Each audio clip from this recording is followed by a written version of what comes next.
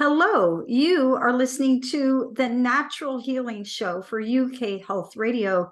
I'm your host, Catherine Carrigan, medical intuitive healer, Amazon #1 best-selling author.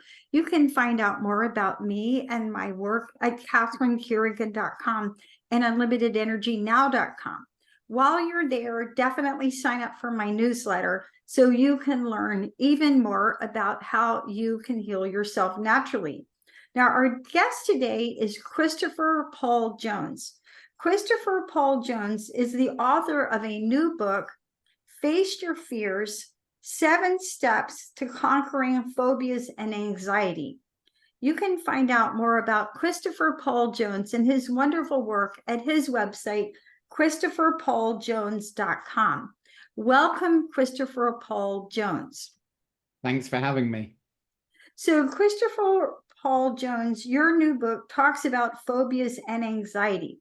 And I want to start at the beginning because some of us, we think, oh, I know what this is, but maybe not. So I wanted to start by asking you a basic question, which is, what is fear? It's the question I get asked a lot, really. A fear is a response to danger. Now, so when you're faced with something that scares you, your body goes into reaction, goes into fight, flight, or freeze, i.e. you want to punch something, fight back, you want to run away, or you want to hide. Perfectly normal reaction to danger. It's how our brain has learned to be safe for, for millions of years or thousands of years or since we've been around. The problem with a phobia is we have that same reaction to something that is pretty benign. So we're going into fight, flight, or freeze when something is fairly safe. So, which brings me to my next question. I was going to ask you, what is phobia? And then what's the difference between a phobia and a fear? So what is phobia? Yeah, so a phobia is an irrational response, as I said. So your body is reacting to that thing that is benign. Now, you could argue that a fear is appropriately the appropriate response to danger, when a phobia is the same reaction to something that isn't necessary. And often people use those words interchangeably, though. So they'll say, I have a fear of flying, when they mean they have a phobia of flying. So often people use those words. Some people use fear when they mean a dislike of something as well. So it's like, oh, I have a fear of flying, but they can still fly, when technically a phobia means you're frozen to the spot. You wouldn't be able to face it. So a lot of people call what is a phobia is sometimes a fear, and vice versa. So people interchange them in their language. And so again, so for our audience, what is the difference between a phobia and a fear? Yeah, I would say one is the unnecessary irrational response. One is, if you have a fear, you can probably do it. If you have a phobia, you're like glued to the spot. But the more important thing is that a phobia is unnecessary fear. Now, people will try and justify when they have a phobia, because we'll probably come on to this later, because the mind wants to be right. So it'll start going, oh, no, well, accidents do happen. These things do happen. Well, everything does happen. You can hurt yourself falling out of bed. But you shouldn't spend your whole life avoiding these things because you have them. But that's what a phobia does. Okay, so I love that. So basically, so for our audience, of course, as we know, we have a brain. You have a brain, and the brain has different parts. And one part of the brain is the amygdala. And you actually have 2 amygdalae. If you go above your ears into the brain, they're shaped like little footballs. And the way I like to explain the amygdalae is they're like the control towers at the airport. So, runway A, you can function. Runway B, as Christopher Paul Jones says, then we're non-functional.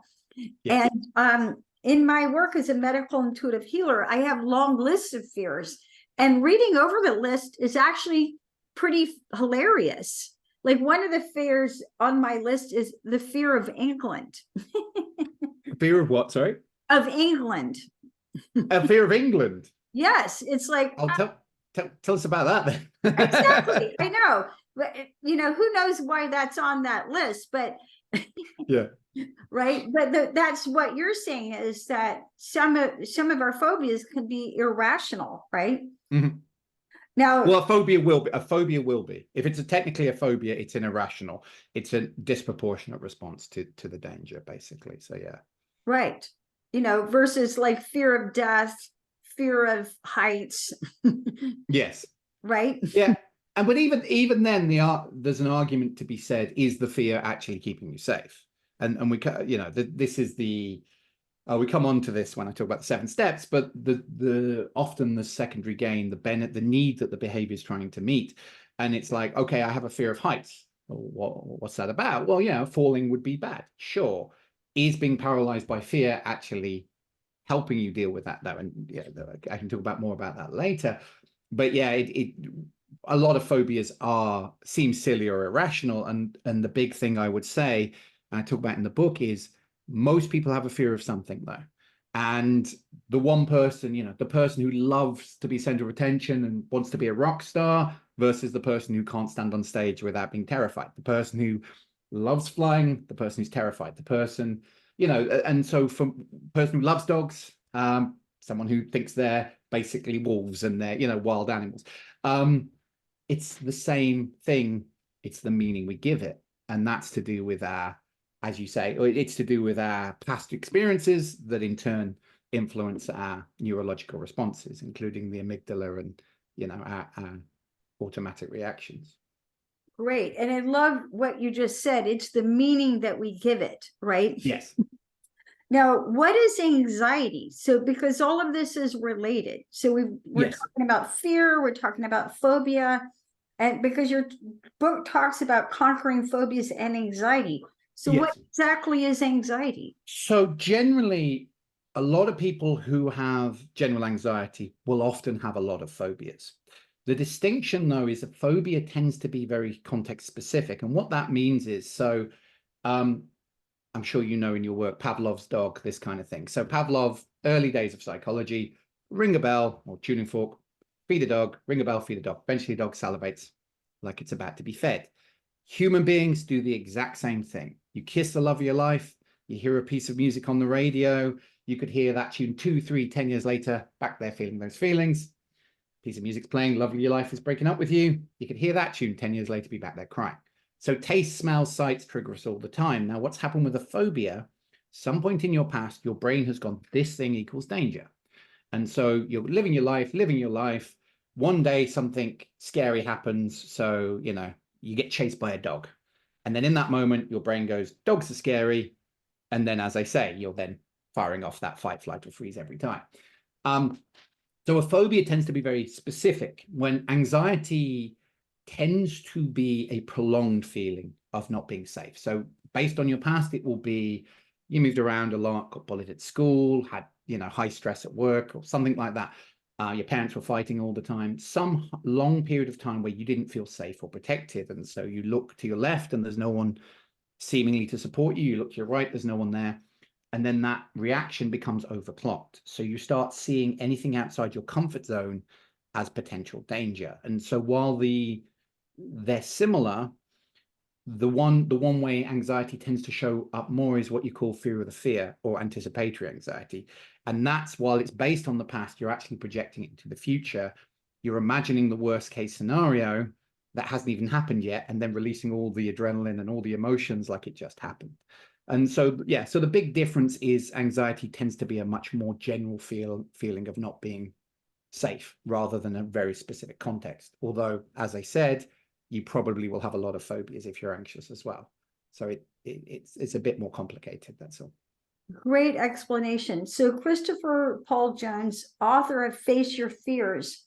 How do phobias show up for people who often feel anxious?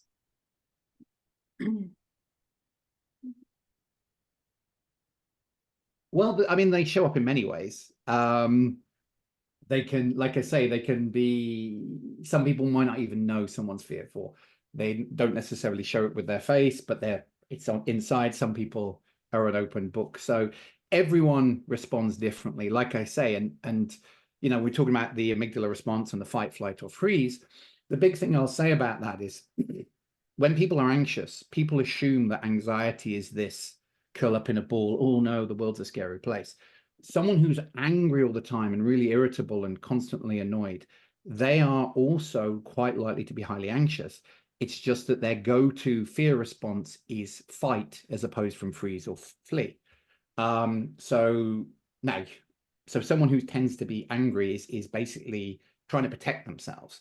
I talk about in this book, there was a nightclub bouncer who comes to see me, and he's angry all the time. It's dormant, technical term, yeah. And he's angry. He comes to me for anger management. Surprised, they're normally so calm, aren't they? And I go, okay, what need is anger giving you? And he's sitting there and he's going, oh, well, you know, when I'm working the door of a dodgy club, I need to be able to stick my chest out and go, lads, not tonight. Now, fear was trying to keep him safe. Anger was trying to keep him safe.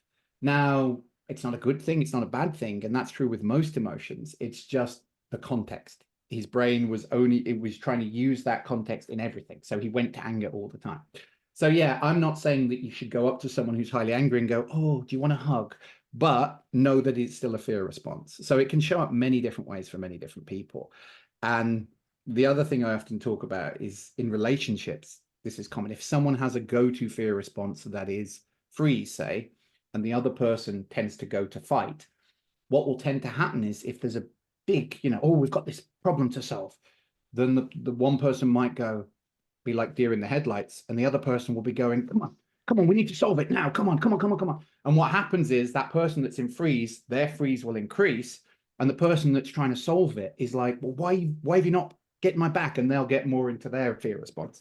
So it's a useful thing to know where is your go-to when you are afraid, and how do people in your team or your work or your personal life, what is their go-to response? Because if they're different, you may be setting each other off unbeknown to each other. Great observation, but our fear response is either going to be fight, flight, or freeze. It's going to be one of those three, right? Yes. Generally, I mean, there are things like fawn as well, with some form of appeasement. They tend to be less common with things like spiders or flying or snakes or whatever, phobic things. But yes, there are some people, they try and appease the problem, so they'll try and talk their way down, that kind of thing. Now, Christopher Paul Jones, author of Face Your Fears, what started you on your journey to help people with phobias? So do you want the long version or the short version? Oh, give us the long version. We want to hear this story. So I had a lot of fears myself. I had the main ones. I had a fear of flying. I had a fear of public speaking, ironically, because now I speak a lot for my job. I had and various fears of sort of snakes and things like that, and bugs, wasps. I wasn't a big fan, and I had some sort of social anxiety, which goes with fear of flying, fear of speaking. And basically, I had the big one where it came to the head. I used to work in the media. I used to be a cameraman. And I ended up being on this helicopter filming these snowboarders coming down the mountain. Now, this was before they had drones, or they were particularly popular anyway. And I get off this helicopter and I find out that half an hour later, that helicopter had hit a mountain and exploded. Yeah. And so, not necessarily an irrational phobia, actually, but at the time, it didn't really bother. Like, to start with, it didn't bother me because I was like, half an hour a day, what difference does it make? Things happen. And then I was stood with these snowboarders in the snow, and then one of them went, and I don't think he meant it ill-intended, but he said, oh, you see that scorch mark in the mountains? That was the helicopter you were on. And that was the moment I had created a full-blown fear. And then basically I ended up working through, again, still through the filming work. I ended up working for one of the top people in sort of personal improvement, and he was getting rid of phobias left, right, and center and helping these people. And I was like, gosh, I need to learn this. And so that kind of set me on the path to studying everything I could about change work. So I studied NLP, neuro-linguistic programming. I studied clinical hypnotherapy. I studied cognitive behavioral therapy, contemporary psychotherapy, MDR, whole load of other things. I don't know how much your audience knows about these different things, tapping processes and self-soothing. Basically, I kind of set out on a journey, and initially it was just to help myself. And then I was like, well, what are the best tools that work the most often with people? And the truth is, one tool will work really well for one person and not for another. And so it's finding that combination and the different areas to look at to help the most people as possible. And over what's it got to be, probably 17 years now of that, I'm now in a place where I help people all around the world. And, you know, thanks to things like Zoom and video chat, I can speak to people that I don't even see face to face. And Christopher Paul Jones, I really appreciate that you pointed out, because that not everything works for everybody. And that's part of what I do as a medical intuitive healer. It's like, this will work for you and that will not work for you, right? Yes. Yeah. Because there's any number of natural healing techniques. Absolutely. And with that, let's take a break and listen to a message from one of our commercial sponsors here at UK Health Radio. I'm your host, Catherine Carrigan, medical intuitive healer. We're listening to Christopher Paul Jones talk about conquering phobia and anxiety.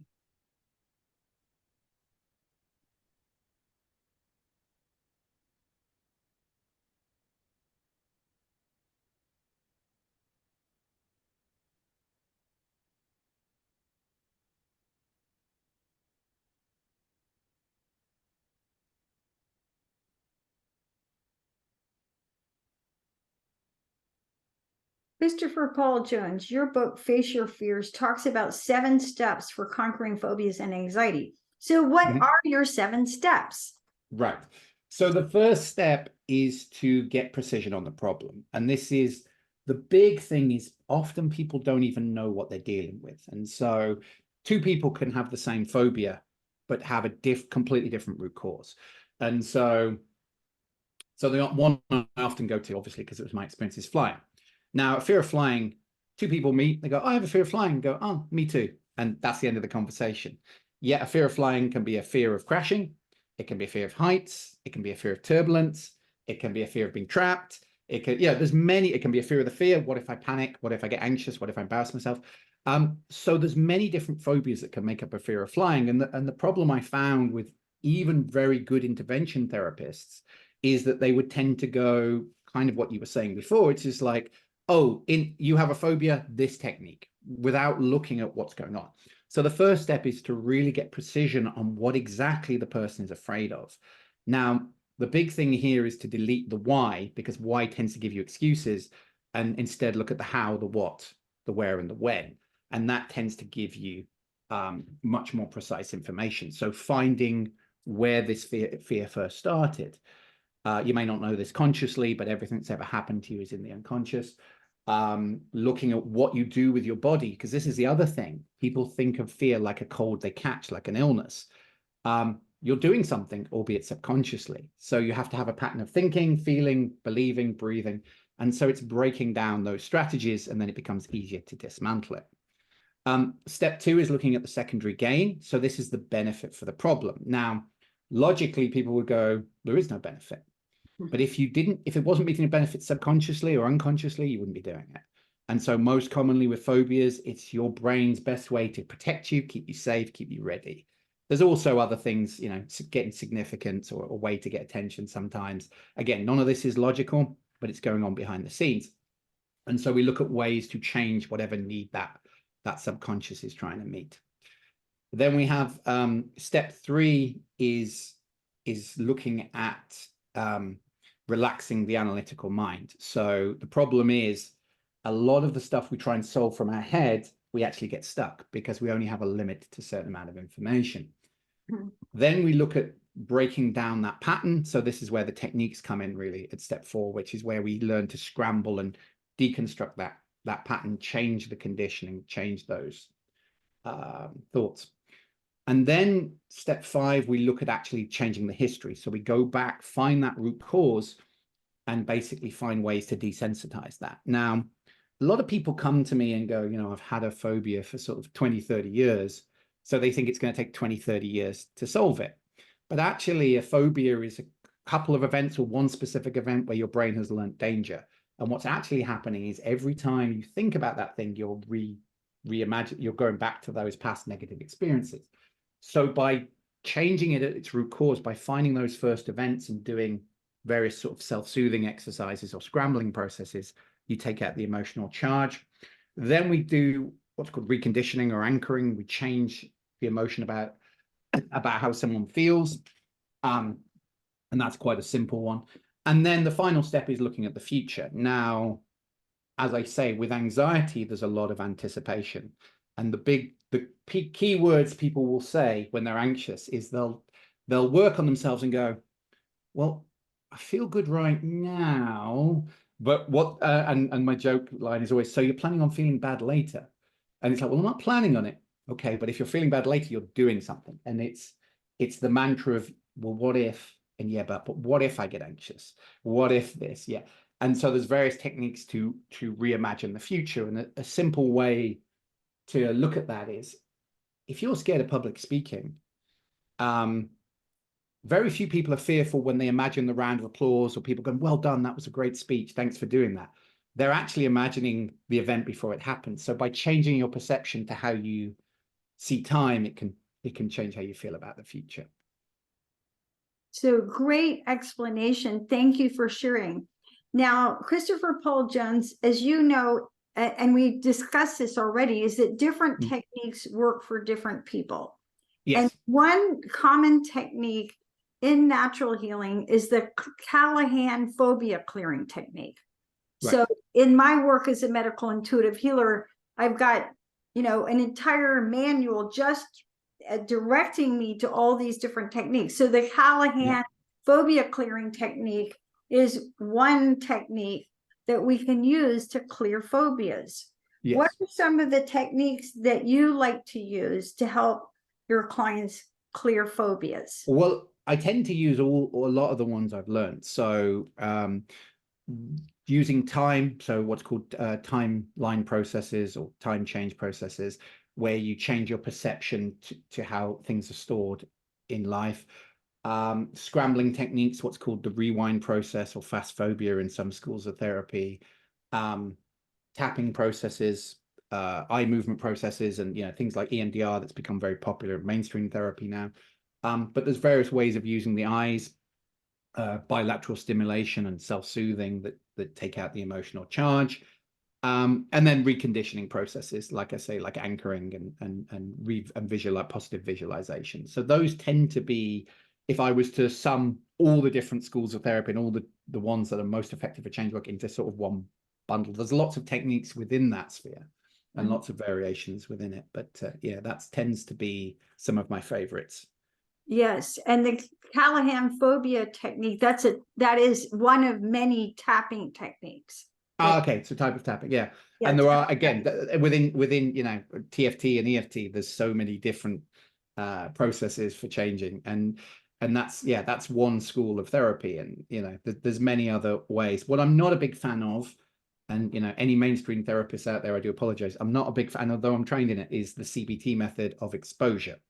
Now, of course, at some point you have to face your fear, but I don't believe in powering through and sucking it up, because one of the things, one, that's very painful, a lot of hard work. Two, that can make the fear worse because actually you're just reliving the trauma rather than letting it go.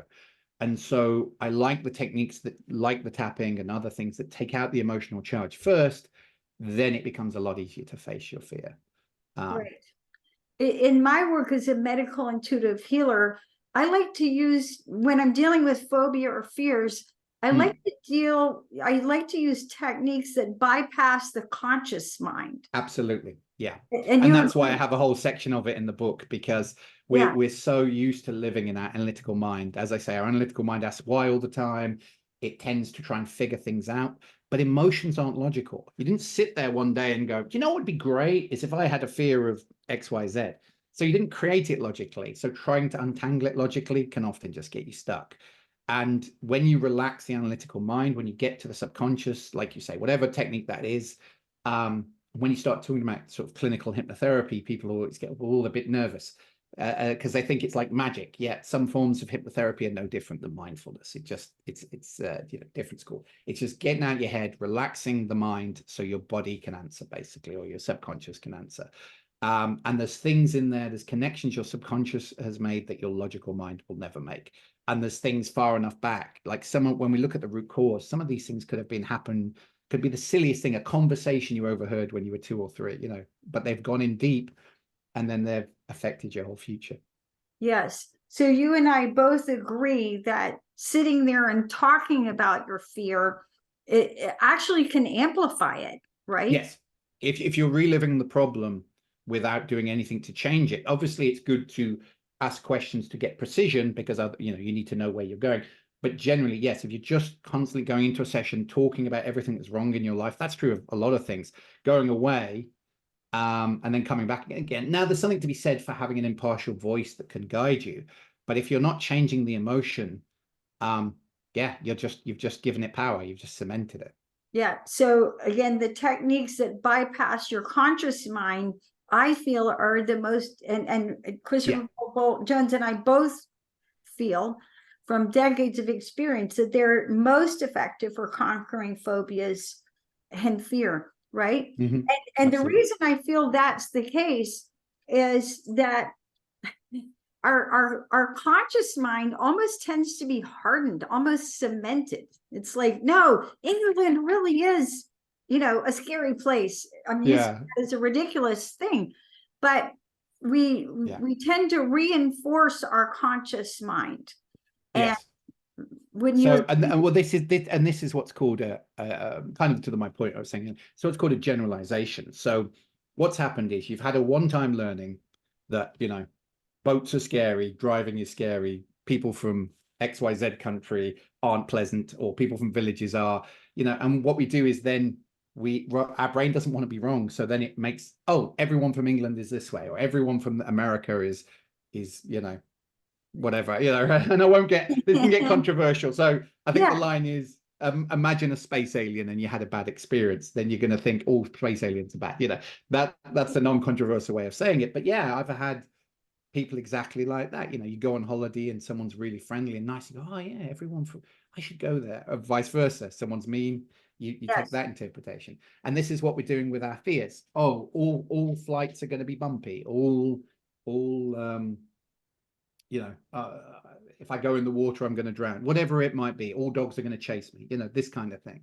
And this all or nothing thinking, this sort of black and white thinking, limits our growth, basically, in many areas of life, not just with that. Right. Fears. Now, how do phobias come about in the first place? Yes. Well, this is what I talked about at the beginning, which is the Pavlovian conditioning. So you've got Pavlov's dog. They did an experiment later on, and this is why, when psychologists could do what they want in the 50s, called Little Albert. And what they did is they took a baby and they showed him lots of different animals and various things, and he would stroke them, no preconceived ideas. And then they took a gong. They always love sounds in psychology, I noticed. And then every time he went to stroke the animal, they'd bang a gong behind him. And so, go to stroke the animal, shock. Go to stroke the animal, shock. And so what of course they taught this child, I know it's terrible, it's absolutely awful. I mean, I'm also I'm also not a fan of Pavlov, because I'm a big animal lover, but but it did teach us how these things get conditioned. And so what I think is interesting about that experiment, though, is the animal didn't even do anything. It was the gong, but it's the association. And so you could be going for a really traumatic time and happen to be seeing something benign, or like I say, the common one is hearing a tune, and then that tune reminds you of that traumatic time. Now, the tune didn't do anything, they're not connected, but the two become linked. And I had a client who once had a fear of traveling, and they were and they tried all sorts of therapists, and nothing had worked. And it's because every other therapist had been trying to sit back, relax, notice how safe it is, or do whatever exercise on it. And yet the person wasn't actually scared of traveling, the transport. They'd actually been escaping a traumatic relationship. And as they were getting to safety, they were looking at the back of the seat and thinking about all the things they'd just been through. And so, yeah, exactly. So this is how we get conditioned. And so, you can be a baby, you're sitting in a high chair, you bang their head, and especially as a baby where you don't have the same cognitive understanding, the baby's coming to, sees a, I don't know, cup, and could create a fear of cups. You know, these things can go in deep. And again, it's unlikely you'll consciously know that, but that's what happened. And then that creates the seed for the brain trying to avoid that. And again, your brain is just doing what it thinks it's supposed to do to avoid danger. It's just got a wrongly learned lesson. And with that, let's take another break and listen to one of our commercial sponsors here at UK Health Radio. I'm your host, Catherine Carrigan, medical intuitive healer, Amazon #1 best-selling author. We're listening to Christopher Paul Jones explain his 7 steps for conquering phobias and anxiety.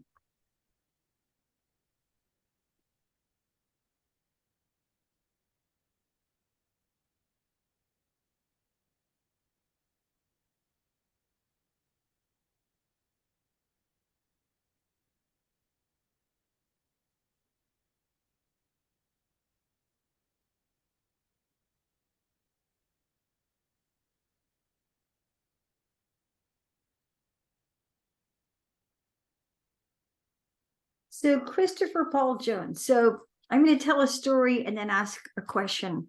So years ago, I was out riding my bicycle in the country. It was a beautiful day. And then all of a sudden, out of nowhere, a dog appeared and bit me in the thigh. And, you know, to the point where I had fang marks in my thigh. Okay. Now, that was obviously an unpleasant experience and it shook me up. But to this day, I do not have a phobia of dogs. Yeah. I've had numerous dogs, love dogs, which brings me to my question: why do some people develop phobias and others do not? Yes, well, this is a interesting question, and it's kind of a difficult one to answer. I mean, so I have a similar experience to you in that. Well, I actually, it's one of the stories I tell in the book. I was teaching a course a while back on sort of dealing with these things, and the hotel happened to be above a park, near a park, and a lot of dog walkers came in for lunch at the restaurant, and every time this dogs would bark, this one woman in the in the audience would like tense up. So I was like, okay, let's forget all the. I'll come back to all the background. Let's do something because this person isn't going to learn. So we did a technique in it. And we took her back, and she said, oh yeah, I'm at high school and I'm watching the police have come to do a demonstration on attack dogs, you know, and the guy's padded up and the German Shepherd is, you know, doing that. And what reason that, and that was the cause for her fear. The reason that stuck with me is because I remember that exact same experience at my own first school. And I watched that and went, gosh, dogs are so well trained. Gosh, maybe I could do that for a living. Now, it turned out that I became a human behaviorist rather than animal behaviorist, but, you know, and so the same event, very different meaning. Now, I was sort of dog phobias, although I understand them, you know, I know what causes them. I've always been an animal lover. I was to the point where I was reckless. I was, you know, I'd be fearless. And so when I was bitten by a dog, I guess I had so many positive experiences with animals that it cancelled out. Maybe if I'd never, you know, been from a country that only has guard dogs, doesn't really see them as pets, and then I was bitten by a dog, that would create more fear potentially. But it is an interesting thing. Why do some conversations just go in deep? Or movie, you watch a movie when you're a bit too young for a horror movie, and it terrifies you with spiders or clowns or whatever, and other people just go, it's just a movie. It can be to do with, you know, how stressed we are at the time, what's going on in our life, some, you know, predisposition to be more on edge. There's a few factors, but yes, there is no exact science on why some things go in deep and other things just sort of bounce off us and don't affect us. And there was another fear of flying story I talk about. I had a special forces guy come to see me. At least I think he was. He wouldn't tell me, and I made the joke. I go, so you're from special forces or something? He said, I can't tell you. I go, oh, otherwise you have to kill me, like trying to be lighthearted. He goes, I can't tell you. I was like, all right, we'll leave it there. Anyway, and he's telling me he's running some place and he's being shot at. And he's like, oh yeah, we're running to get to the helicopter. And I was terrified. I was like, well, of course you were. You were being shot at. And he's like, no, trained for that. I was scared of flying. Now, most people being shot at, Maybe not for Americans, I don't know, maybe it's an everyday occurrence for you guys, but and again, that was a generalization, the assumption that all Americans carry guns, it's dangerous, you know, because we watch movies and news and whatever. I'm sure it's not like that at all. But yeah, guns flying, but for him, other way around. And it was just possibly because he was used to one and disused to the other. Who knows? And that's the thing. Some people will like run in the road to avoid a harmless house spider and then put themselves in danger. You know, the amount of people that put themselves in real danger to avoid the imagined danger because their body's just in reaction. But yeah, it's an interesting question on why something's going deep and for some people and not for others. And I think there's a few factors. Yes. Here's another example. So I've never been bitten by a shark. Right. But you're scared. But when I was younger, I remember watching the movie Jaws, Yeah. with Richard Dreyfuss. And then ever since then, when I go swimming in the ocean, I'm like, I don't want to go out too deep because so whereas the dog was something I experienced, whereas a movie was something that I saw. Yeah. And that those things are sort of visceral, you know. So what are the common ones? Big fear of sharks around the 80s when Jaws came out. Yes. Big fear of flying was it the 90s? How old am I? The 90s when Final Destination first came out. There was just something about the way that was certain things are filmed that make you go, oh, that would be so terrifying. I think with Jaws, it's just the fact that it's unseen and comes from nowhere, even though when you do see the shark, it looks plastic and you're just like, well, why was I scared of that again? But you know, then what was the other one? The spider one, which was somehow put as a comedy and it should have never been. Arachnophobia. Now that was put as a comedy and it was 15, but it terrified a lot of people because a lot of people had a predisposition to be scared of spiders anyway. So but yeah, these movies are very effective, and what people don't realize is we're creating those movies ourselves. When we're scared, we're doing something, we're picturing something, we're saying something to ourselves. It might not be a tune, but we have a mantra we're saying, we're feeling something, we're breathing a certain way. So we're firing off like a movie. And so, you know, you ever see these like what's called re-edits or recuts on YouTube, where they'll take a horror movie and make it look like a family movie by changing the music or vice versa. It's the same. We can do that with our head by changing the images, by changing what we say to ourselves, by changing how we talk to ourselves. We can make things change very quickly. And so, you know, for example, if you imagine the circus music playing in your head, when you start to worry, it's very hard to worry, that kind of thing, you know. Now, Moshe Feldenkrais, who is the founder of Feldenkrais movement, he said that for every thought pattern that we have, there's a specific posture that we go into. There's a breathing habit that we go into.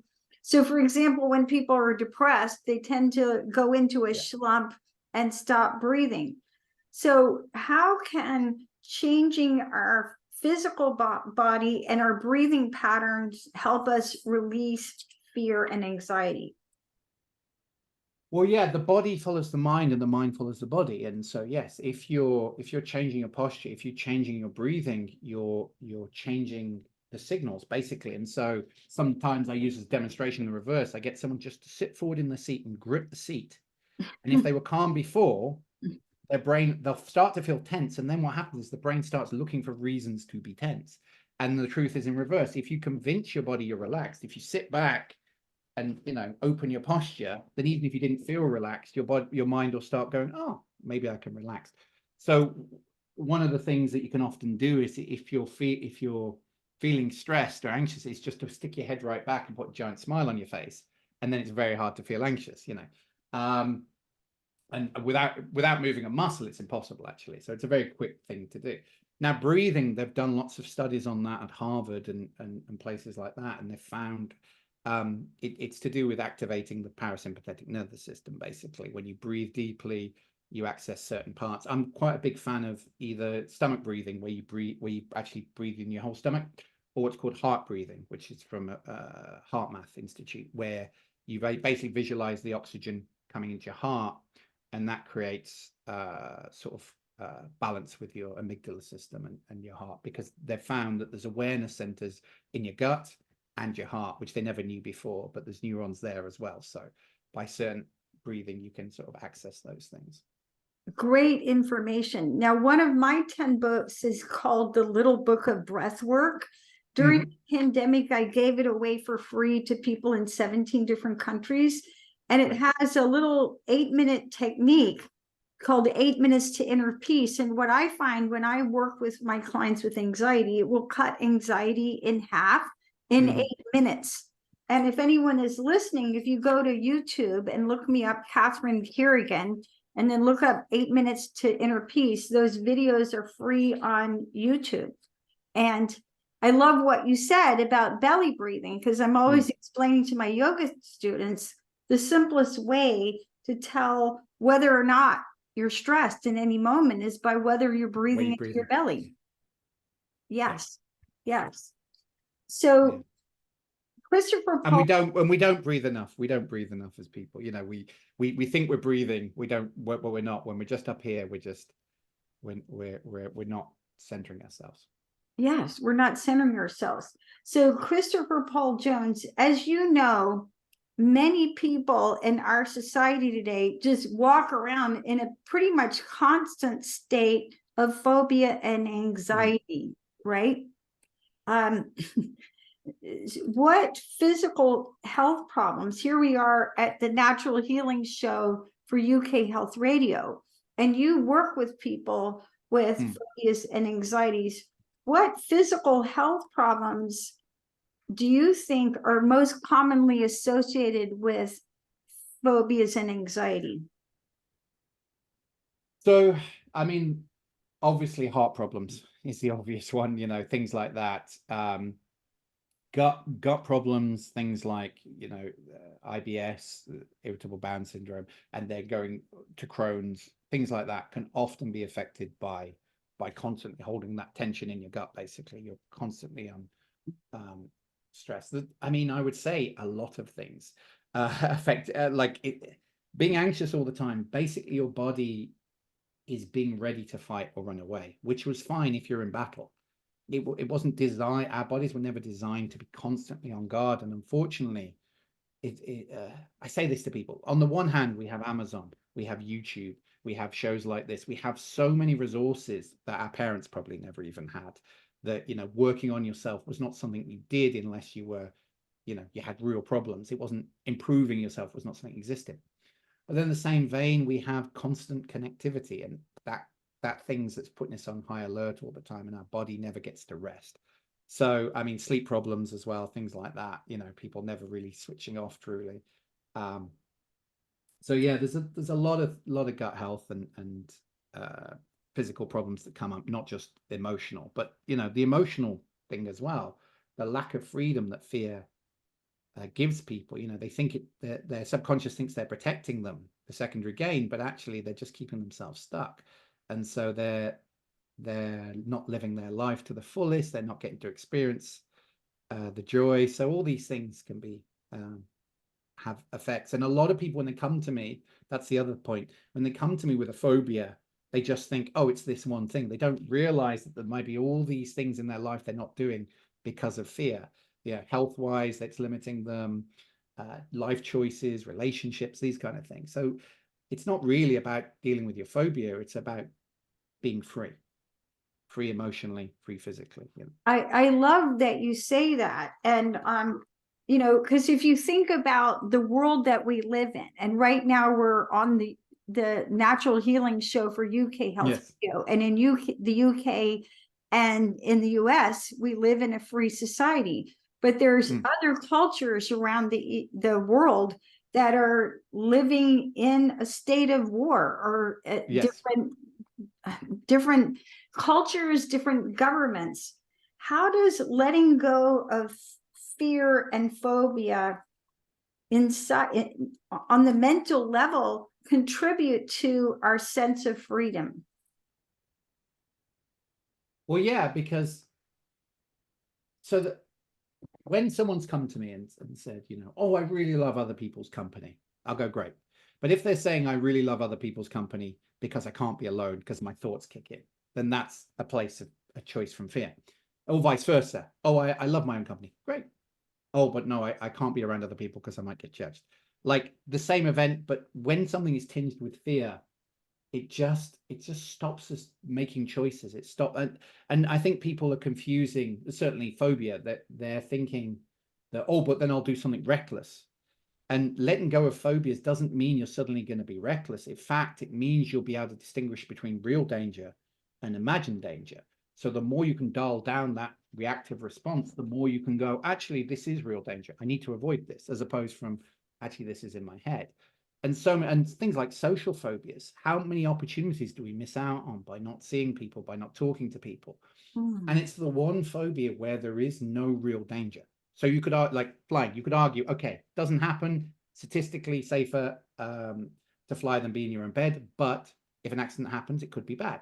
It's public speaking. There is no real bad, meeting people socially. The worst thing that happened is, oh, people won't like me. People didn't, but that not being accepted is affecting people's lives. And when we can let go of that judgment, and that can affect people going for careers or taking opportunities that they would normally take. There's so many avenues that when fear isn't the first response, that you can open up, that people don't even really think about. Fantastic information. Christopher Paul Jones, author of Face Your Fears. Any final thoughts for our audience? Or do you have any questions that we didn't cover? Is there anything you'd like to ask? I appreciate everything that you have contributed. You've been listening to the Natural Healing Show for UK Health Radio. I'm your host, Catherine Carrigan, medical intuitive healer, Amazon #1 bestselling author. You can find out more about me and my work at catherinecarrigan.com and unlimitedenergynow.com. Our guest today has been Christopher Paul Jones, author of Face Your Fears, 7 Steps to Conquering Phobias and Anxiety. And you can find out more about Christopher Paul Jones and his wonderful work at his website, christopherpauljones.com. And remember, when you let go of fear and anxiety, you heal your heart, you heal your GI system, you sleep better, and you experience freedom all the way down at the cellular level. Thank you so much for listening, and we'll see you next time.